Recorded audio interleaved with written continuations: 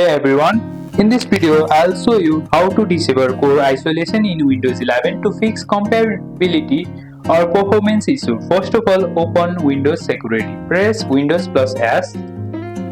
This will open the search and type your Windows Security and simply open it. After opening the Windows settings, this is the home page of the Windows settings. Go to the device security. Click on device security in the left menu. In the left menu, you will see the device security. Here, you will see the core isolation and click the core isolation details. Simply open it. After here, disable the memory integrity. You will see the memory integrity option that is turned on. Toggle it off. You may need to restart your PC for the change to take place. You can simply turn it off. After turn it off, you can simply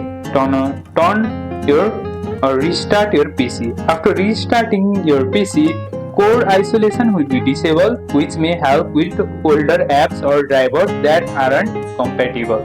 And that's it. Core isolation is now disabled on your Windows 11 PC. If this helps, like, subscribe and turn on notification for Windows 11 tips, and I'll see you in the next one.